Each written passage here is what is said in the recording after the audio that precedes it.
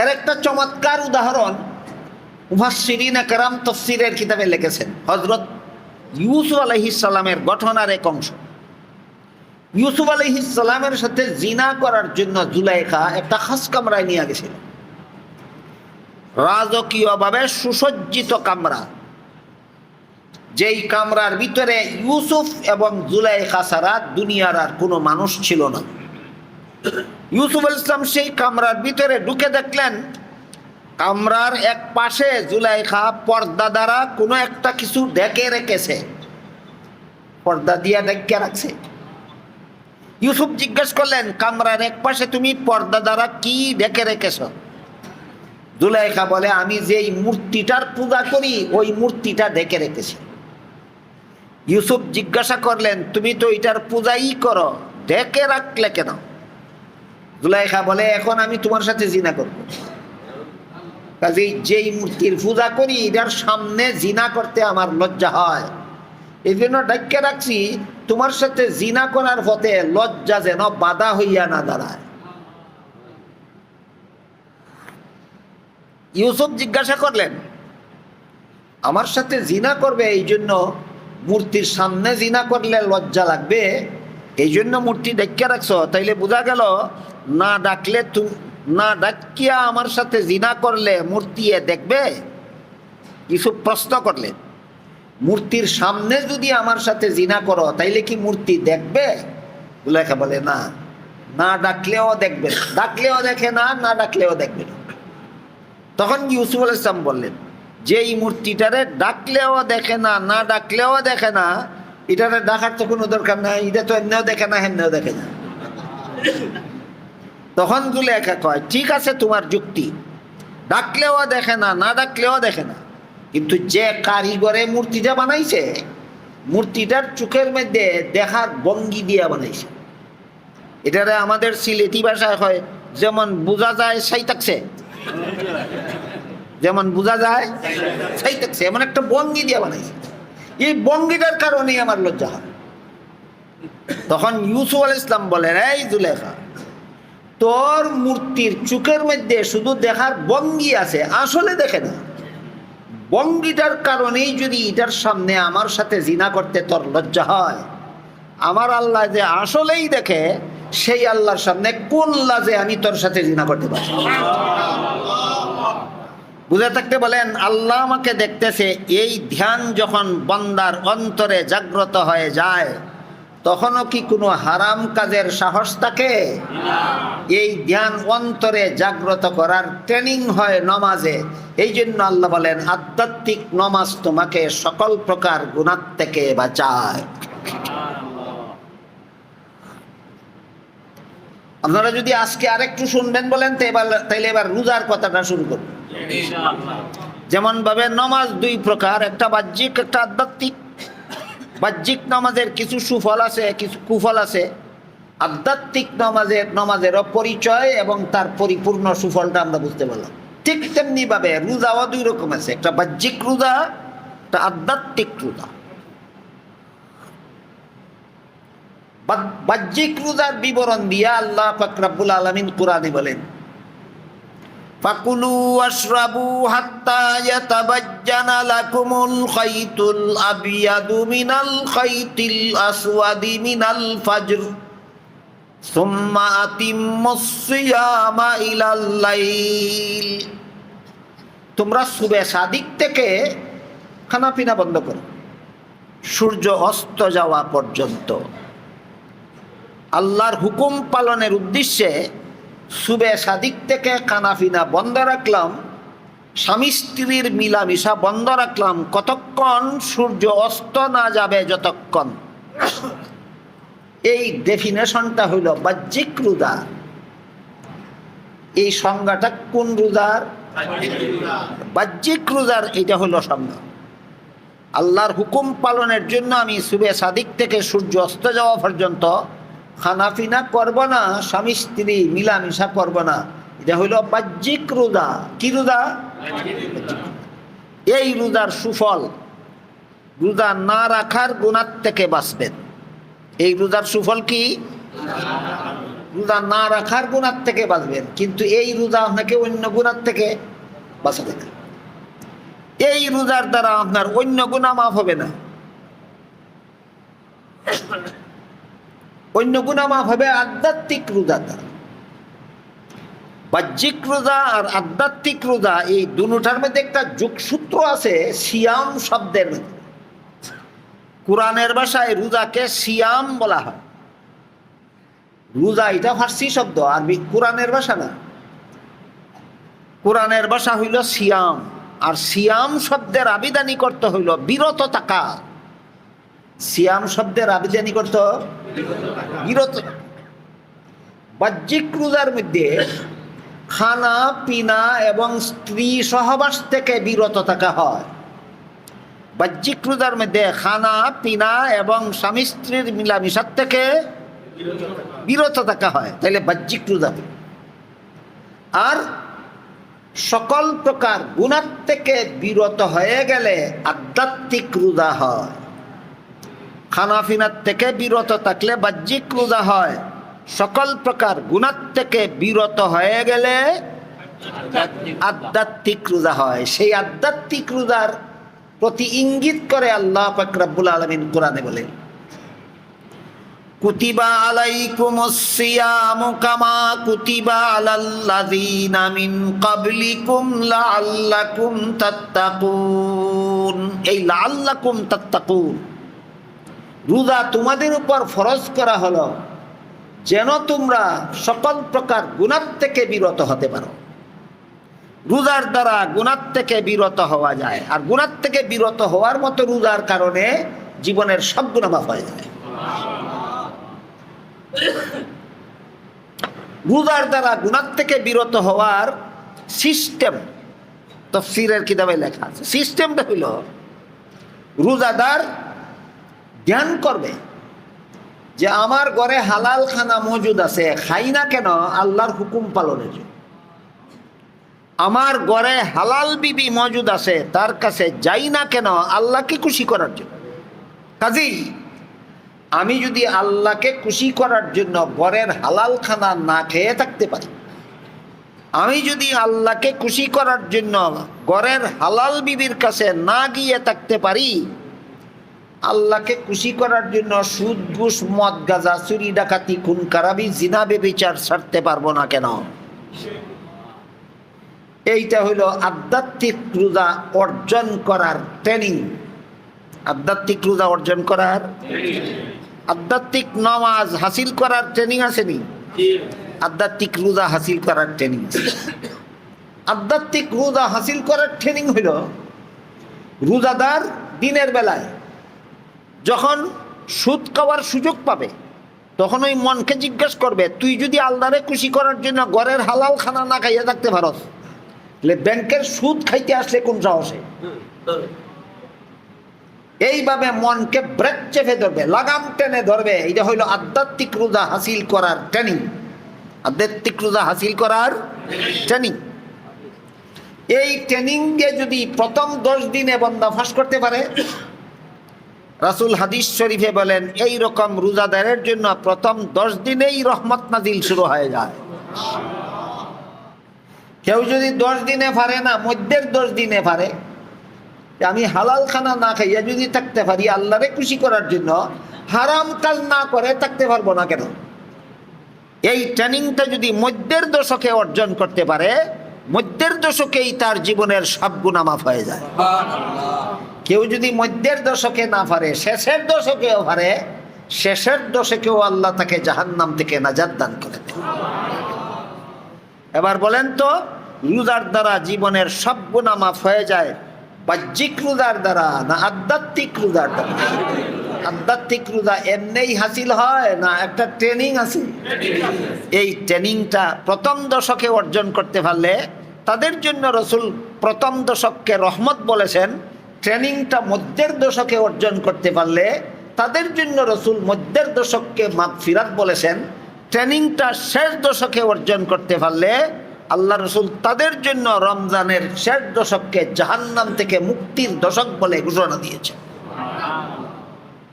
তাইলে আমার জীবনের সকল প্রকার গুনার কাজ তওবা করে ছেড়ে দেওয়ার জন্য আল্লাহ পূর্ণ একটা মাস আমাকে সুযোগ দান করেছে। প্রথম দশকে পারলে এক পুরস্কার, মধ্যের দশকে পারলে আরেক পুরস্কার, শেষ দশকে পারলে আরেক পুরস্কার। এত লম্বা সময় দিলেন কেন? তার কারণ হইল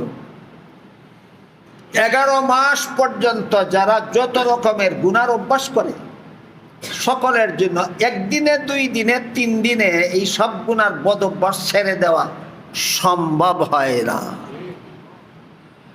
আমরা যারা যারা কোনো না কোনো গুনার অভ্যাস রাখি 11 মাসই করে থাকি, আমি নিজের মনের সাথে নিজে বোঝাপড়া করি। আমি যদি আমার মনে মনে যদি জানি আমি যে আমি 11 মাস আমার মোবাইলের মধ্যে বাজনা শুনেছি, আমি 11 মাস আমার মোবাইল থেকে আমি গান শুনেছি, কতদিন?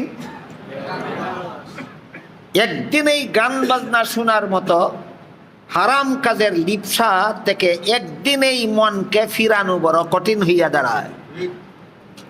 এই জন্য অফার দিয়েছেন আল্লাহ, প্রথম 10 দিনে নিফারও দেখো। মোবাইলে গান শোনার বদভ্যাস, মোবাইলে বাজনা শোনার বদভ্যাস রমজানের প্রথম 10 দিনের ভিতরে যদি তওবা করে ছেড়ে দিতে পারো, তোমার জন্য প্রথম 10 দিনেই রহমত নাজিল শুরু হয়ে যাবে। বলেন গান বাজনা শোনার বদভ্যাস যাদের আছে, 1-2 দিনেই পারে ছাড়তে না দীর্ঘদিনের সময় লাগে? এই জন্য রমজান মাসটাকে 3 ভাগে ভাগ করে আল্লাহ বান্দাদেরকে অফার দিয়েছেন। প্রথম 10 দিনে পারো কিনা দেখো, না পারলে মধ্যের 10 দিনে পারো কিনা দেখো, না পারলে শেষের 10 দিনে পারো কিনা দেখো। এগুলো এক রকমের গুনার বদ অভ্যাস। আর এক রকমের গুনার বদ অভ্যাস হইল ছবি। মানুষের ছবি তোলা, কোনো জীবজন্তুর ছবি তোলা। হাদিস শরীফে রাসূল করিম সাল্লাল্লাহু আলাইহি ওয়াসাল্লাম বলেন, কিয়ামতের দিন যারা ছবি তুলে তাদের শাস্তি হবে সবচেয়ে কঠিন। অন্য গুনার শাস্তি কঠিন না ছবি তোলার শাস্তি কঠিন? কিসের ছবি? 2টা ছবি, মানুষের আর জীব জানোয়ার। মানুষের ছবি আর জীব জানোয়ারের ছবি তোলা এত বড় জঘন্যতম হারাম যে রাসূল বলেন কিয়ামতের দিন যারা ছবি তুলে এদের শাস্তি সবচেয়ে বেশি কঠিন হবে। শুধুমাত্র ঠেকা বশত ছবি তুললে গুনাহ হয় না। শুধুমাত্র ঠেকা মানি, আপনি হজে যাবেন, পাসপোর্ট লাগবে কিনা? আপনি হজে যাবেন, পাসপোর্ট লাগবে কিনা? ছবি ছাড়া পাসপোর্ট হবে?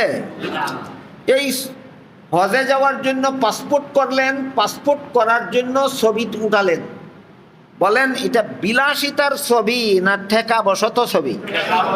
শুধু ঠেকা বশত ছবি তুললে গুনাহ হয় না, আর বিলাসিতার যত ছবি আছে সবগুলি হারাম, সবগুলি হারাম। এবার বলেন বাংলাদেশে এই ছবি তোলা, ছবি যত্নে রাখা, ছবি দিয়া ঘর সাজানি, ছবি লটকাইয়া রাখা, ইমন বিলাসী মুসলমান বাংলাদেশও আছে? সারা জীবন ভর যারা হারাম ছবি ব্যবহারের বদভ্যাস করে লইছে, একদিনে, 2 দিনে, 3 দিনে এই বদভ্যাস ছাড়তে পারে না। আল্লাহ প্রথম দশকের অফার দিয়েছেন, প্রথম 10 দিনে বদভ্যাসটা ছাড়তে পারো কিনা দেখো। দ্বিতীয় 10 দিনের অফার দিয়েছেন, দ্বিতীয় দশকে ছাড়তে পারো কিনা দেখো। তৃতীয় 10 দিনের অফার দিয়েছেন, শেষ দশকে পারো কিনা দেখো। যদি পারো তাইলে তোমাকে আল্লাহ অতীত জীবনের সমস্ত ছবি তোলার হারাম গুনাহ মাফ করে দেবেন। একটা মজার কথা, এক হাদিসে উল্লেখ আছে রাসূল করিম সাল্লাল্লাহু আলাইহি ওয়াসাল্লাম অন্যান্য বছর সামনে একটা গড়ি থাকতো, দেখা যাইতো সময় কতখান গেল আর কতখান ইফিরা, সামনে কোনো গড়ি নাই। আপনারা দেখেন, আমি তো দেখি না, আমি উঠে গেলে দেখতাম ওখানে।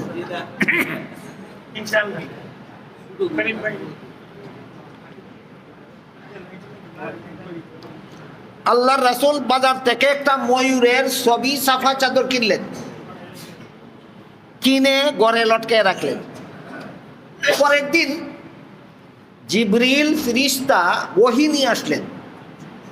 অন্যান্য দিন ওহী নিয়ে আসলে ঘরের ভিতরে নবীর কাছে যান, এই দিন জিবরিল ওহী নিয়ে আসলেন, কিন্তু ঘরে না ঢুকে নবীর ঘরের বাইরে দাঁড়িয়ে রইলেন। নবী বলেন, ও জিবরিল, যেদিন ওই ওহী নিয়ে আসো আমার কাছে আসো ঘরের ভিতরে, আজকে বাইরে দাঁড়িয়ে রইলা কেন? জিবরিল বলে, ওগো আল্লাহর রাসূল, আজকে যে ওহী নিয়ে এসেছি এই ওহী আমাকে আপনার ঘরে ঢুকতে দেয় না। জিবরিলকে নবীর ঘরে ঢুকতে দেয় না আল্লাহর একটা ওহী। নবী জিজ্ঞাসা করলেন, ওহীটা কি? জিবরিল বলে, ওহীটা হইল আজকের থেকে যার ঘরে বিলাসিতার ছবি থাকবে তার ঘরে আমি জিবরিল এবং আমার অধীনস্থ সমস্ত রহমতের ফিরিস্তাদের প্রবেশ নিষেধ। রহমতের ফিরিস্তাদের প্রবেশ নিষেধ। যার ঘরে বিলাসিতার ছবি থাকবে, এসে দেখি আপনার ঘরে ছবি লটকে, আইয়া দেখি আপনার ঘরেও ছবি লটকায়, আর ওহী দিয়েছি যার ঘরে ছবি থাকবো আমার লাগি ঢুকা নিষেধ। এই ওহী আমারে আজকে আপনার ঘরে ঢুকতে দেন। রাসূল বলেন, ও জিবরিল, ছবি হারাম, ওহী নিয়ে আসছো তুমি আজকে। আর ময়ূরের ছবি ছাপা চাদর বাজার থেকে কিনেছিলাম আমি গতকাল, হারাম হওয়ার পরের দিন, আগের দিন। আমি তো হারাম হওয়ার আগের দিন কিনছি, তুমি পরের দিন ওহী নিয়ে আইছো হারাম। আমি যখন কিনছিলাম তখন তো হারাম ছিল না, এখন আমার পয়সার কিনা চাদরটা করবো কি? জিবরিল নবীর ঘরের বাইরে দাঁড়িয়ে থেকে বলেন, চাদরটা এমন ভাবে ছিঁড়ে টুকরা টুকরা করুন, যেভাবে টুকরা টুকরা করলে প্রত্যেকটা ছবির কেল্লা এক টুকরায় আর শরীর আরেক টুকরায় যায়। জিবরিলের কথা মতো নবী পয়সার কিনা চাদরটা এমন ভাবে ছিঁড়ে টুকরা টুকরা করলেন যে প্রত্যেকটা ছবির কেল্লা গেল এক টুকরায় আর শরীর গেল আরেক টুকরায়। তারপরে জিবরিল ফিরিস্তা নবীর ঘরে প্রবেশ করে বললেন, আজকের থেকে আপনার যে উম্মতের ঘরে বিলাসিতার ছবি থাকবে তাদের ঘরে রহমতের ফিরিস্তাদের প্রবেশ করা হারাম। তাহলে বিলাসিতার ছবি হালাল না হারাম? তাহলে আপনারা যদি মনে দুঃখ না নেন, একটা কথা বলবো, আর যদি কথায় কেউ দুঃখ পান তাহলে মেহেরবানি করে মাফ করে দিবেন, আগেই মাফ চাইয়া লই। সেটা হইল, এই যে বিগত ত্রয়োদশ সংসদ নির্বাচন গেল, এখানে কি সরকারের পক্ষ থেকে কোনো নির্দেশ ছিল যে সংসদ সদস্য পদপ্রার্থীদের পোস্টারে নিজেদের ছবি ছাপতে হবে? সরকারের পক্ষ থেকে কোনো নির্দেশ ছিল না। কাজেই এই ছবি যারা ছেপেছে এরা কি ঠেকা বেসত না বিলাসিতা? এবার বলেন, বিলাসিতার ছবি হালাল না হারাম? তোমরা যারা যারা ইসলামী শাসন ব্যবস্থা দেশে চালু করার দাবিতে নির্বাচনে দাঁড়াইছ আর নির্বাচনী পোস্টারের মধ্যে হারাম ছবি ছাপাইছ, তুমি দি লঙ্কা যাওয়ার আগের ওই রাক্ষস। মানুষে কয় লঙ্কা গিয়া বলে রাক্ষস হয়, তুই দি লঙ্কা যাওয়ার আগেই রাক্ষস। লঙ্কা গিয়া রাক্ষস না লঙ্কা যাওয়ার আগেই রাক্ষস? তুই গেলে কিতা করবে রে? তুই নির্বাচনে দাঁড়াই ওই হারাম ছবি ছাপানি শুরু করছস ইসলামের নামে। তুই তো গদি দখল করতে পারলে ইসলামী ব্যবসা ভাড়া চালু করবে। ইসলাম নাম লাগাইয়া দিলে ইসলাম হয় না। ইসলাম শব্দ ব্যবহার করলে ইসলাম হয় না, ইসলামের বিধান পালন করলে ইসলাম হয়।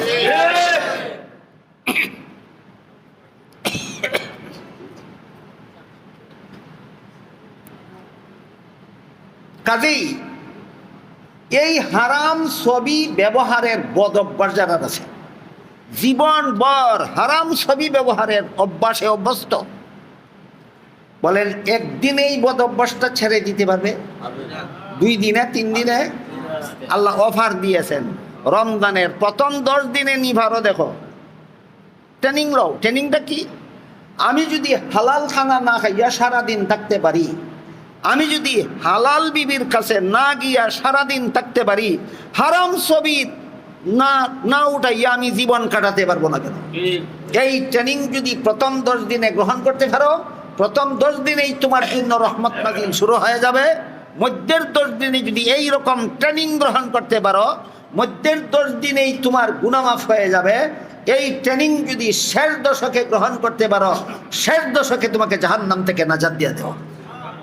আমি কি আপনাদেরকে বাহ্যিক রোজা আর আধ্যাত্মিক রোজা বুঝাতে পারলাম? বাহ্যিক রোজা হলো খানাফিনার থেকে বিরত থাকা, আর আধ্যাত্মিক রোজা হলো সকল প্রকার গুনাহ থেকে বিরত হয়ে যাওয়া। সকল প্রকার গুনাহ থেকে বিরত হয়ে যাওয়া। বাহ্যিক রোজার দ্বারা রোজা না রাখার গুনাহ থেকে বাঁচা যায়, আর আধ্যাত্মিক রোজার দ্বারা জীবনের সমস্ত গুনাহ মাফ হয়ে যায়। জীবনের সমস্ত গুনাহ মাফ হয়ে যায়। কাজেই আল্লাহর যে সমস্ত বিধিবিধান শরীরের বাহ্যিক অঙ্গ প্রত্যঙ্গের দ্বারা পালন করতে হয়, এই সমস্ত বিধিবিধানের নাম আমল অথবা ইবাদত বন্দেগী। আমল অথবা ইবাদত বন্দেগী। কবুল হওয়ার 3 শর্ত: ঈমান আকীদা শুদ্ধ থাকা, সহি নিয়তে করা, নবীর তরিকা মতে করা। এই আমলগুলির মধ্যে 2টা আমল এমন আছে যে আমলের দ্বারা জীবনের সব গুনাহ, সকল প্রকার গুনাহ থেকে মুক্ত হওয়া যায়। একটার নাম নামাজ আর একটার নাম রোজা। একটার নাম নামাজ আর একটার নাম রোজা। বলেন, নামাজের দ্বারা সকল গুনাহ থেকে মুক্ত হওয়ার ব্যবস্থা আছে কিনা? বাহ্যিক নামাজের দ্বারা না আধ্যাত্মিক নামাজের দ্বারা? রোজার দ্বারা জীবনের সমস্ত গুনাহ মাফ হয় কিনা? বাহ্যিক রোজার দ্বারা না আধ্যাত্মিক রোজার? কাজেই রমজান মাসে যে জিনিসটা আমাদের অর্জন করার জন্য কঠোর পরিশ্রম করে সাধনা করতে হবে, সেটা হলো আমার নামাজটা যেন আধ্যাত্মিক নামাজ হয়, যার দ্বারা আমি সকল প্রকার গুনাহ থেকে বাঁচতে পারি। আমার রোজাটা যেন আধ্যাত্মিক রোজা হয়, যার দ্বারা আমার জীবনের সকল গুনাহ মাফ হয়। আল্লাহ আপনাদের আমাদের সবাইকে তৌফিক দান করুন। একটা প্রশ্ন আছে, প্রশ্নের জবাব দেওয়া হবে ইনশাআল্লাহ। আর আপনাদের সবাইকে নিয়ে আমি আগামীকাল, তো আমার শেষ প্রোগ্রাম আগামীকাল, সবাইকে নিয়ে ইনশাআল্লাহ মোনাজাত করবো, সংক্ষিপ্ত মোনাজাত। আজকে একটা প্রশ্ন আছে, প্রশ্নের জবাবটা দিতে আছে। মুতাল্লি সবাই কি তাকল